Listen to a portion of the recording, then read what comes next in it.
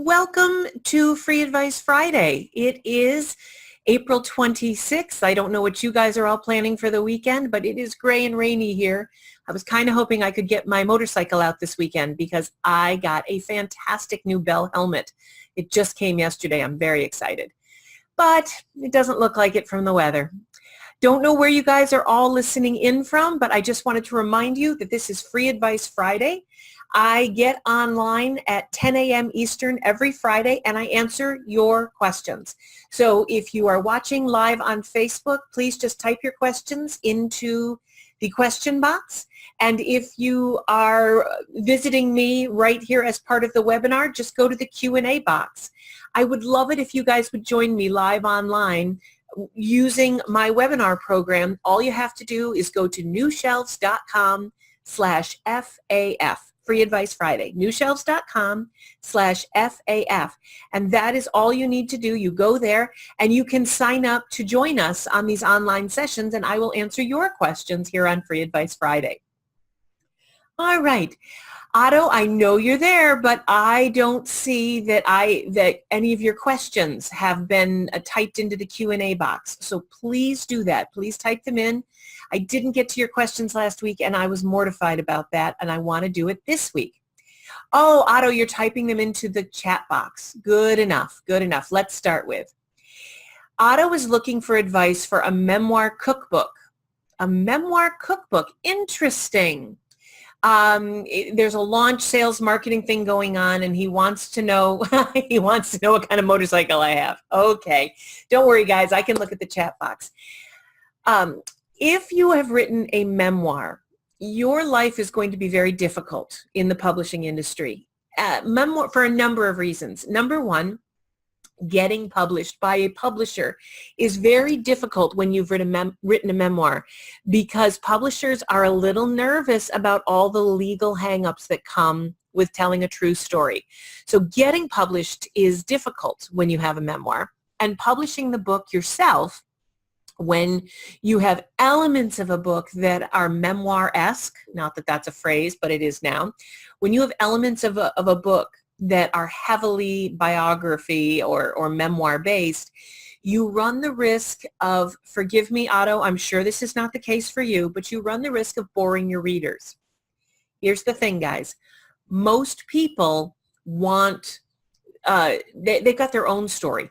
They're not really interested in hearing a lot about other people. And the only time that they want to hear other people's stories is if the story that they're being told directly impacts them and their experience, or if the writing is so amazing that it touches them deeply and it's such an entertaining or touching read. Be very, very careful when you decide to merge genres. And from what I see here, Otto has a memoir cookbook. I have also seen memoir self-help. I have seen memoir children's books. I have seen memoir fiction. That one is tough, guys. It's a novel. It's not most novels are based somewhat on true stories. You don't have a memoir novel. If you have fictionalized part of your memoir, it's a novel.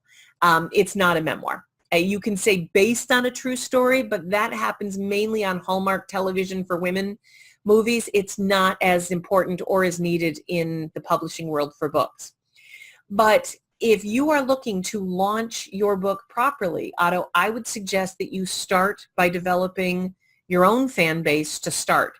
I don't know where you live, but if you are anywhere in the Baltimore area, there are actual stores in New England and in the there's a very famous one in Baltimore, but all down the East Coast, there are actual cookbook stores. In Burlington, Vermont, there's a store called it's it's not Home Goods. Home Goods is the other one, but it may be a takeoff on Home Goods. But in Burlington, Vermont, where I'm from on Church Street, there is a cooking instrument. There's a home and kitchen implement store right there on Church Street. It would be a fantastic place to have an event. You can, and this is what I recommend. I have a client right now who's got a number of cookbooks out, and I have her on YouTube sharing recipes and cooking in her kitchen. You don't, in this day and age with iPhones and with everything that we've got, For $30, you can go get a clamp and clamp it on the edge of your kitchen counter. And I've got a $20 lamp here beside, and I've got a $100 video camera. You can do videos now and start putting your stories and your recipes out. I would highly recommend getting a YouTube channel if you are launching a cookbook and getting these recipes out, starting to share some of these recipes. Don't just think that because you don't watch videos, other people don't. In the cookbook world, videos are huge, and you can share videos. Being that YouTube is owned by Google, it really helps with SEO, and you can share videos on social media. Creating little recipe cards and putting them up on Pinterest. Have an enormous Pinterest page launched and really fleshed out before the launch of your book so that you get lots of followers and people on Pinterest who love you, so that when your book comes out, when you're ready to launch your cookbook, you can announce it to the people who follow your pins. But this stuff doesn't just happen overnight, I'm afraid. Creating a social media following takes a couple of months, and it takes being helpful and entertaining and informative. And then over time of being helpful and entertaining and informative, you will develop a community. And then when you launch your book, you can launch to them. So in-person events in your area at stores, doesn't have to be bookstores, where it makes most sense to put a cookbook. Be very, very helpful, informative, and charming online, and develop a community online by giving them content that they can use, and then launch your book to them. Those are two of the things. The third thing I would say is, and as I've already warned you about the memoir part, that's a little dicey, but send your book out for reviews. And I don't mean send it out to 6 people for review. I mean send it out to every newspaper you can think of. There are hundreds of newspapers across this country that review books. Go find them. Go to 50states.com or any one of a number of sites that list newspapers and find out who's reviewing books. Find out who the editor is in charge of the cooking and lifestyle section. Send them a copy of your book to review. Go to bloggers. Go everywhere, and do not stop. If you ask 1 or 2 people a day for the life of your book to review your book, that is what successful books demand. You don't send out review requests over a 2-week period and then stop. I want you asking for reviews every day for the next year. Start asking people to talk about your book. Offer them a copy of your book. Offer them whatever you need to get the impressions and the recommendations that you need. And Otto, just to answer your last question, and I promise I'm going to keep an eye on that chat box because I'll answer your other questions, but I have a Victory Vegas. I'm a Victory girl at the moment. Although I leave next Monday, I am renting a street glide, a Harley-Davidson street glide out in Utah, and I am taking 3 days and driving through the Utah desert on a street glide, a Harley-Davidson street glide that I'm renting for a few days and camping out in the desert. So that should be fun. I'm looking forward to that. All right. Let's see the next question. I also got some questions emailed to me, but I'll hop back and forth. Sonia is asking about a conference coming to New Jersey in June. The publishing industry is seeking spiritual writers from underrepresented groups and holds a limited amount of one-on-one meetings with industry reps, including Random House and HarperCollins. Is it a worthwhile opportunity, and how do you prepare for it? Yes, this is a great question. For any of you who are interested in pitch sessions, for instance, I'm going to be speaking at the New York City, it's the New York Pitch Fest in June. There are conferences such as the Publishing in Color Conference and the New York Pitch Fest. I'm going to be leaving Wednesday. I'm going to be speaking at the Las Vegas Writers Conference, where they have tons of agents coming in and they're doing pitch sessions. When you do a conference that has a pitch session, if you want to get an agent or if you want to get a publisher's attention, there are some things you need to keep in mind. These will not be surprises to you if you've been listening to me at all, because they're the exact same things you need to have in place before you sell your book to a store. But here we go. You should have a one-page sheet, beautiful, full color, gorgeous, ready to go, that talks about your book that you can hand to the publisher. Now, I have an example of one of these sheets, and while I'm talking to you, I'm going to try to pull it up so I can show it to you real quick. I did one of these sheets for one of my clients very quickly. Bum, bum, bum. So anyway, what you want is you want a sales sheet ready to go. You want a one-page synopsis of your plot, the full plot if you've written a novel. And if you've written, Sonia, for someone like you who's written a nonfiction book, you want a one-page overview, like a table of contents, as it were, but a little more fleshed out. A table of contents of what the book entails, the whole scope, so that they can read that and they can take a look at that. And what you're also going to want to have with you is a very firm, full idea of what sort of marketing and platform you can bring to the table. It's not enough to have written a great book. I know I'm not looking you guys in the eye while I do this, but I'm looking for this sales sheet to send you. But when you go and speak to an agent or a publisher, they're going to want to know what sort of platform you have and what sort of marketing you'd be willing to do for your book. All right, for the life of me, I cannot figure out where this thing is. So I'm going to, boy, this is what happens when you work without a net. Here we go. Found it. Here is, let me share my screen for you real quick. I hope you guys can see this. Can you guys see the Perfect Pitch Chameleon Effect sales sheet?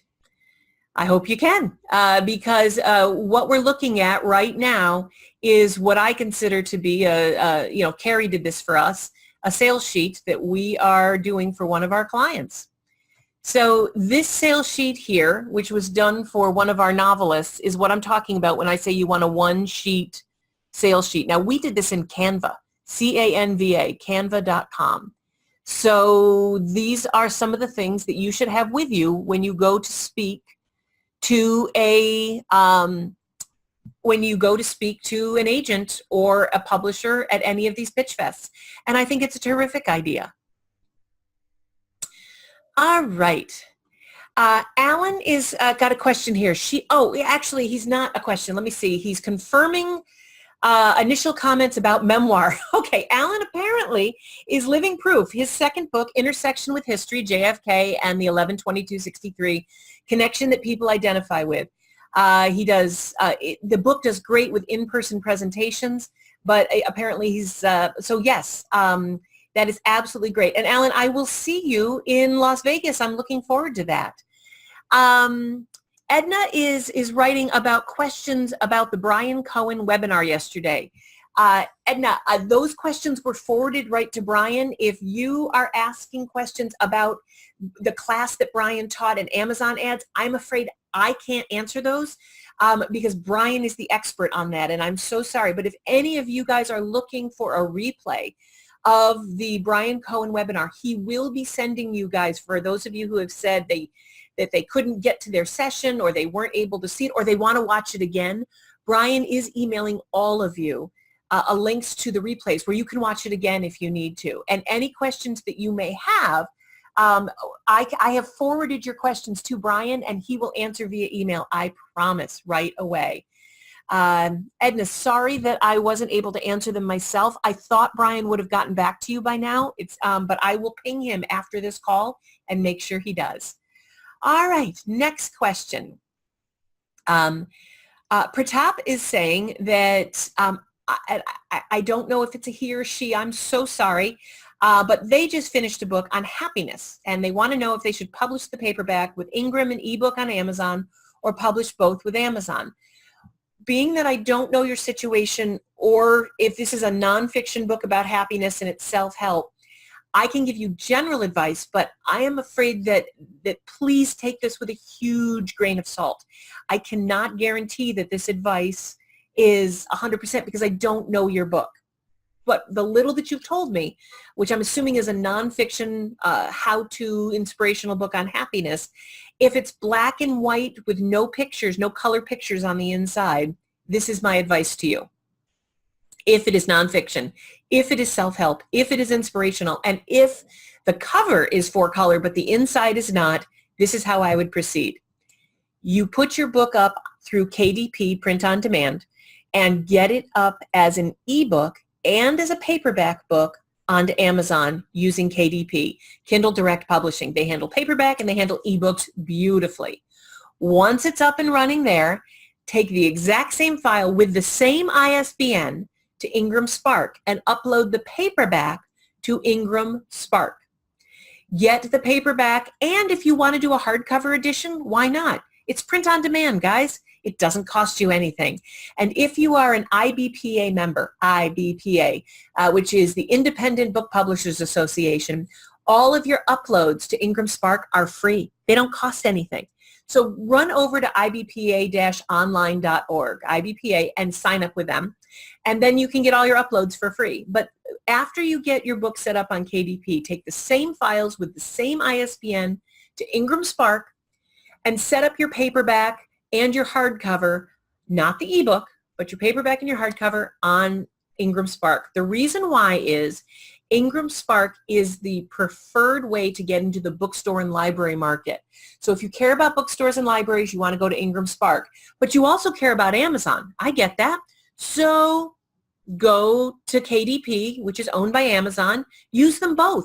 I actually have a blog about this. If you go to newshelves.com/blog and just type into the search bar Ingram Spark, you'll find an article where I actually outline the steps and how to do it. But you do it in this order: KDP first, then Ingram Spark. That's how it works.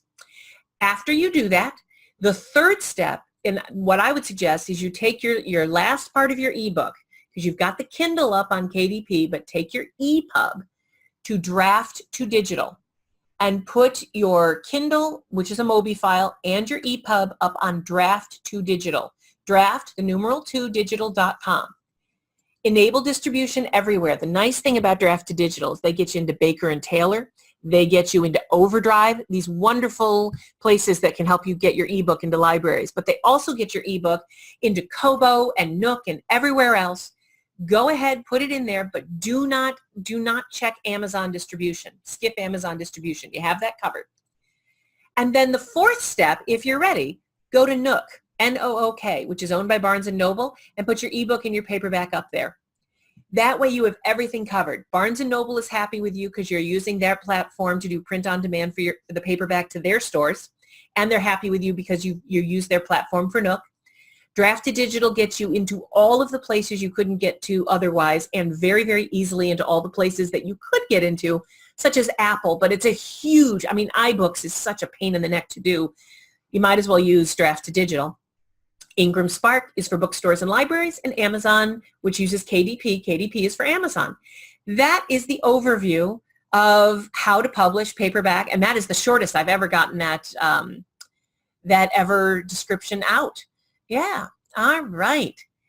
So let's see, other questions that we've got going. Let's see. Wendy, hey Wendy, how are you? Has a book on Amazon for $14.99.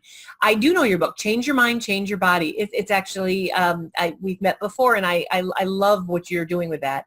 But you'd like to have your book at $15.99 for Ingram and libraries due to the 55% discount. Wendy, you can't make the retail price of one book under one ISBN different prices in different places. That's actually a violation of trade regulations. You can't do that.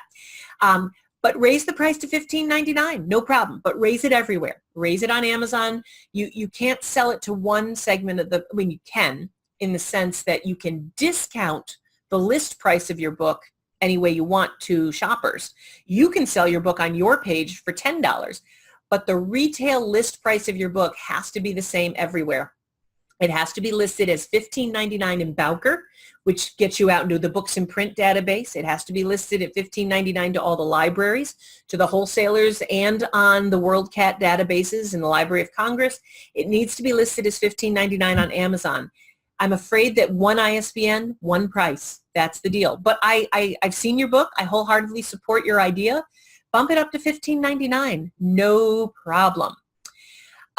Sonia is saying she can't find the workshop video for your insiders group. Could I please post the link? I would be happy to.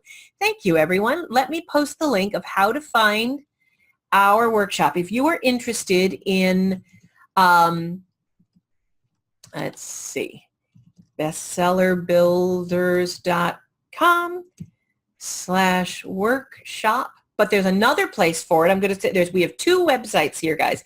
If you are interested in watching a 1-hour completely free overview video on how to build your platform and to really get, it's a lot of me, I'll tell you, it's a full hour of me talking, but I walk through 7, 8, maybe 9 different things that you can do as an author to grow your platform. Go to bestsellervideo.com or bestsellerbuilders.com, which is the name of the program that I run, /workshop. Watching this video will give you a really good idea about what successful authors do to promote their books, and it also gives you an idea of what doesn't work. There's a number of things like, let's say, buying reviews that does not work. So I give you the ins and outs. It's completely free. Watch the whole thing, and if at the end, if it's been helpful to you, you can fill out an application to get a free 15-minute consult with me, where we go over your book and decide if you might be a good fit for either my membership program or for the Bestseller Builders program. So if while watching the video, if working with me personally one-on-one is something you might be interested in, at the end of that video, we give you an opportunity to fill out a form that gets you in touch with me so that we can set up a call. All right. Alan is saying something. He's got questions about one-page pitch sheets that I've hidden since I put it up for a minute. And he's going to be at the Las Vegas conference, and he wants to see, guys, I tell you what, I'm going to take that sheet. Alan is asking, I think, for a copy of the sheet so he could take a look at it. I would be happy, thrilled to post that. So if you go to newshelves.com/FAF in about 3 hours. Give me 3 hours. I got to get my haircut. But after my haircut, I will put this video and that sales sheet up on newshelves.com/FAF for Free Advice Friday. I'll post it up there. You can download it. It's you're welcome to it and use it as an example. I did it on canva.com. You can do the same thing. It's a wonderful program, and I absolutely love it. Alan, in particular, if you want to go to talktoamy.com, if any of you guys are looking to work with me directly, and Alan, I know there's stuff that we need to do, you can set up a call with me by going to talktoamy.com, www.talktoamy.com.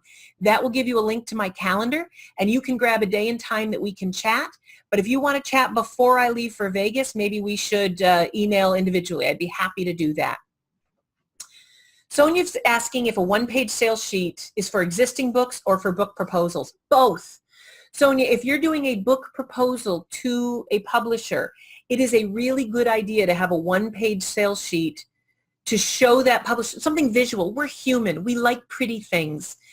Even men do. If you've got something really attractive and well-designed that has quotes and endorsements from people who have read your manuscript about how much they love it, and if you've got a list of places where you've spoken in the past or a list of your previous books, if you don't need to have a cover if your book doesn't exist. I get that. I'm not saying that you need a cover.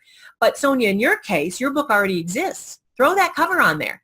And if you're writing a second book and you'd like to have that one considered, well, then maybe spend the 10 minutes on canva.com and put a mock cover together just to give it something visual.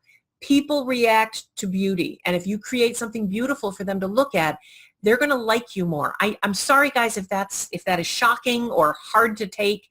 I know that we should all be able to just go on the writing and on our merits, but unfortunately, the better looking our materials, the better chance we have of impressing people and getting them to want to work with us. Why do you think I spend so much time on all this? All right, so let's see what other questions we have. Actually, some of them were emailed to me, so if you don't mind, let me read one or two. Let me put on the old lady glasses, sorry. Let me read one or two. Sandra had written me. She is pitching her book to libraries and bookstores. And in the classes that I teach, some of you guys may know I teach real fast library marketing and real fast bookstore marketing. And in this class that Sandra has purchased and she's going through the modules, I'm very specifically telling people to approach the library as a publisher. The reason is that most of the people who buy my class are authors who have decided to publish the book under their own publishing imprint. If that is the case, here is my advice. If you want to pitch yourself to the media or to bookstores or to libraries, and it's you, I know that your name is Sandra, and I know that you own this publishing company called #media. I'm making that up because I don't want to use her real name. So you've got #media, and your name is Sandra. I don't want you lying. I would never suggest that we lie or even shade the truth. This is how I would approach it. Think about whether or not you want to approach the media, the bookstores, or the library as a publisher. I would suggest in most cases that you do. Because approaching the media or a library or bookstore as the author, you may not get the same credibility, the same instant recognition that you'd get if you say that you're with a publishing house. But if you approach the media or the bookstores or the library with an email or a letter, I would suggest the following. Work with someone, your sister-in-law who, is a stay-at-home mom, or your brother-in-law who's a stay-at-home dad. I don't mean to be sexist. See if perhaps they would be willing to send out the initial emails. Hello, my name is Brad Engergen. I'm with #media. Sandra's book, blah, blah, blah, just came out, and I'm writing to say that we have review copies. If this is of interest, please. Or, hi, this is Brad Engen. I'm at #media.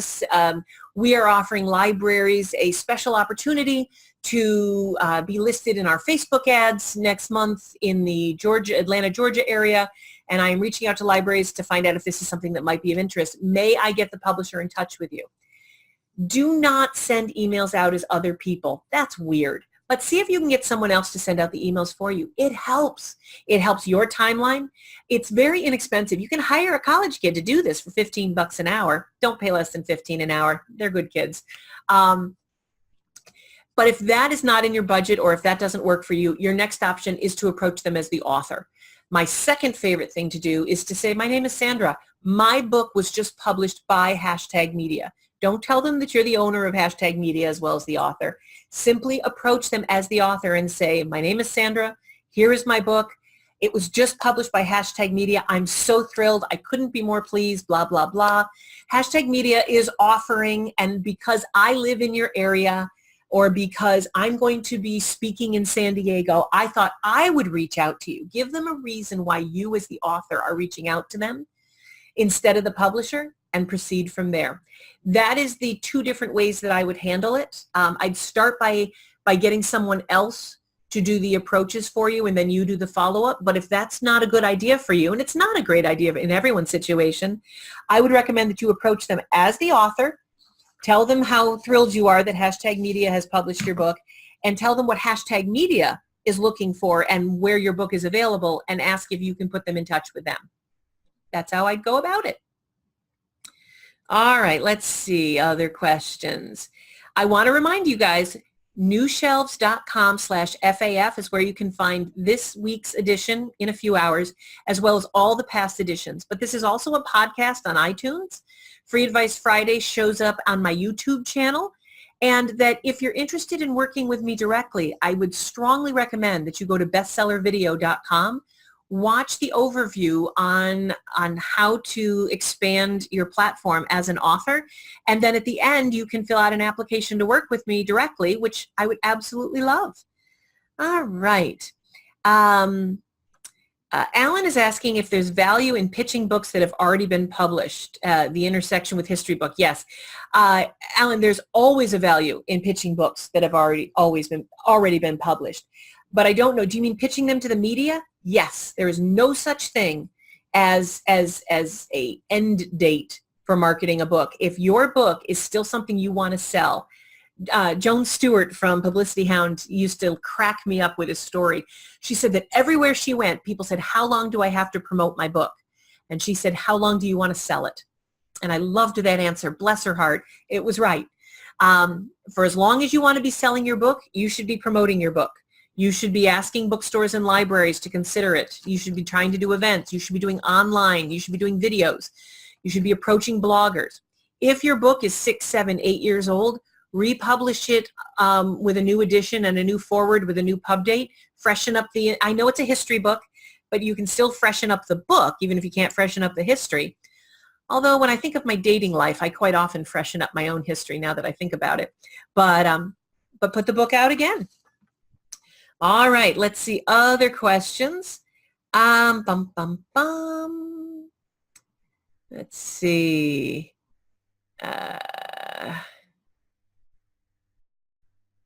I do not see any other questions, so I'm going to go back to the ones that you guys emailed me.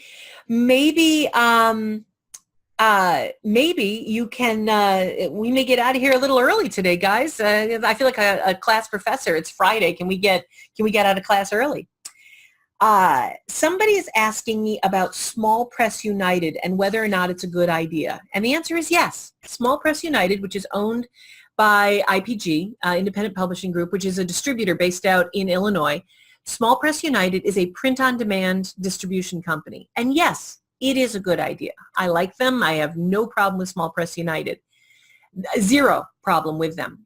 What I have a problem with is people signing up with Small Press United when it may not be a good fit for them. Small Press United has a lot of good things to say about it. I have a lot of good things to say about it, but it's not a great fit for me and for a number of my author buddies for this reason. Companies like Small Press United, who offer print-on-demand distribution, are taking your files and putting them into their Ingram Spark account and into their KDP account, and then they're waiting for orders to come in. I'm sorry. And if you want more from that, from any of these print-on-demand third-party go-betweens, that's pretty much all you're going to get. Yes, you'll get in a catalog. But you know, they do have 20 sales reps that are out there selling to independent bookstores, but they're not selling your book. Your book is on page 290 with 20 other books on that page. It is not getting the attention it needs. No one is going to sit down with a copy of your book and show it to every bookseller in your city. That's not how it works. I am afraid that Small Press United is a fantastic option for people who do not want to go through the hassle of doing it all themselves. So if you're willing to give up the 30%, because they ask for an almost 30% cut of the net of your sales, if you want to give up 30% of the net of your sales, and that's before printing prices. That's before printing prices, so that's even more. Then go ahead. But what I would suggest is that you get your own Ingram Spark account, which is free. You get your own KDP account, which is free. You get your own Draft to Digital account, which is free, and you do your own distribution. If all they're going to do is put your book in Ingram Spark and KDP and up on Overdrive, you can do that yourself. You don't need them. Now, if you don't want to do it yourself, by all means, Small Press United is my first choice. You should absolutely do it. Not everyone has the time or interest in learning how to do these things. It's not difficult. Trust me. If I can do it, you guys can do it. I can barely figure out how to get my car into drive in the morning. So if I can figure out Ingram Spark, you guys are good. But that is my advice on whether or not SPG is a good idea. Yes, for some of you, but for most of you, I don't think so. You're smarter than the average bear. You don't need to give up 30% of your profits. All right. So that looks like, somebody here, I've got someone asking whether or not to do print on demand or to go offset printing. I do want to just tell you guys that, yes, I talk a lot about print on demand, but Otto in particular, if your book is 4-color, it says it's creative nonfiction. If you've got a 4-color book, it might make more sense rather than go with print on demand. It might, if for any of you who've got a children's book or anything where 4-color kicks in, you might want to consider printing your book offset, maybe even in Malaysia or Korea or China, get a run and use a fulfillment house. Itasca in the Midwest is a great one. I like Pathway Books in Keene, New Hampshire. That's pathwaybook.com is their website. And you can actually store, warehouse, and fulfill your books to Baker & Taylor and Ingram and Barnes & Noble and Amazon without going through print on demand by using a fulfillment house. They will ask for anywhere from 12 to 20% cut of your net sales, but they will warehouse your book. They will get you into Ingram. They'll get you into Baker & Taylor and into Brodart. They'll get you into the systems at Barnes & Noble and Books A Million. They have accounts with everyone. So you don't have to set up your own accounts anywhere. You can just go through them. So for those of you, especially with 4-color books where print on demand knocks you out of the realm because you can't be competitive, I love that print on demand exists, but when I see a $12 or $13 children's book paperback, 32 pages, paperback, and it's $13 because it has to be because of print on demand, my heart breaks for that author because nobody's going to buy a few people will, but very few people are going to buy a $13 paperback when the Bernstein Bears is only $6.99 or $5.99. You can get Giraffes Can Dance as a hardcover for $12.99 for heaven's sakes. So why are they going to buy your book as a paperback for $13.99? So consider fulfillment if you've got a 4-color book. All right. Alan is asking about press releases. The value of press releases to get immediate interested in, okay, I would love to answer this question. Oh, hey, Stephen, how are you? It's good to see you. I'll answer your question next.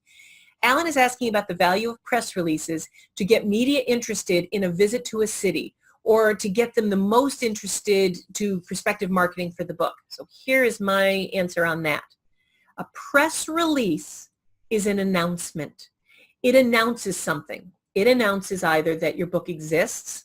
I'm doing a press release for the launch of my book. My book is launching. That's the press release. And you should do one. Send them out because it makes people aware in the media that your book exists. A press release is also important if you win an award. I won the Mom's Choice Award for blah, blah, blah. Send out a press release because you have no idea where they might put that information. A press release is important when you're doing an event. If you will be speaking at a particular event, you do a press release. And that is what a press release is for. A press release is an announcement of something that either is going to happen or has already happened. A press release is not a pitch to get the media interested in you. A press release is a notice that gets the media aware of something that you want to tell them.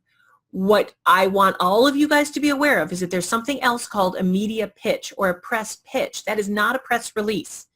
A press pitch is a request for an exchange. Would the editor like you to write an article? Would they like to interview you? Would they like to show up at your event and cover the event as a story? Would the radio show like to have you on? Would the television station like to show up and shoot some film of your event?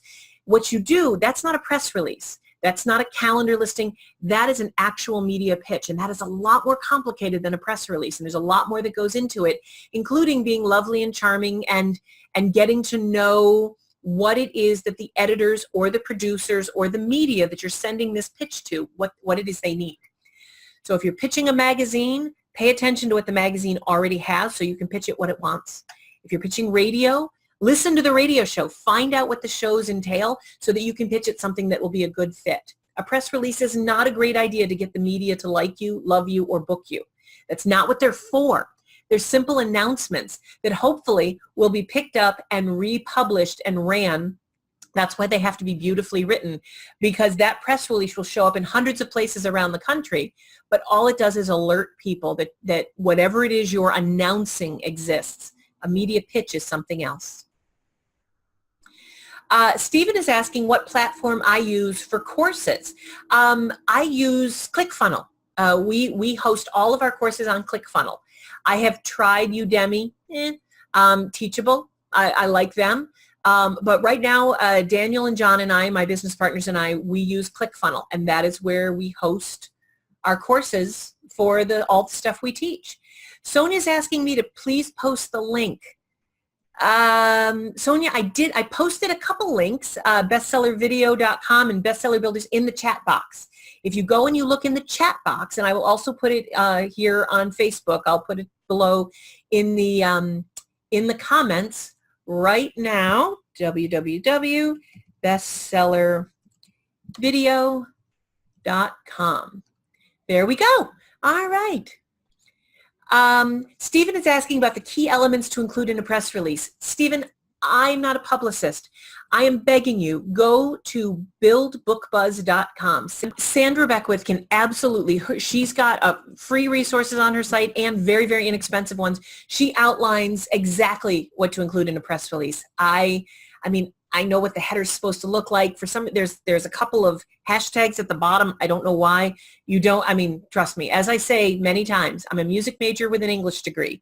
You don't want my advice on press. All right, it is 10:45, and I am done. I am done till next Friday. Now, guys, next Friday, I'm going to be in Vegas. I'm going to be in the middle of speaking at the Las Vegas Writers Conference. I hope all of you fly to Vegas to meet with me. But Carrie Barnum, who you guys know, Carrie will be on for Free Advice Friday next Friday. She knows more about book marketing and what's going on today than I do. She's on the front lines. She does all of our marketing here at New Shelves and Bestseller Builders. So please join us next week here at 10 o'clock for Free Advice Friday. Carrie will be broadcasting on my Facebook page, right here on the New Shelves page. And I look forward to seeing you very, very soon and helping you become a bestseller. Have a wonderful day, guys. Thanks.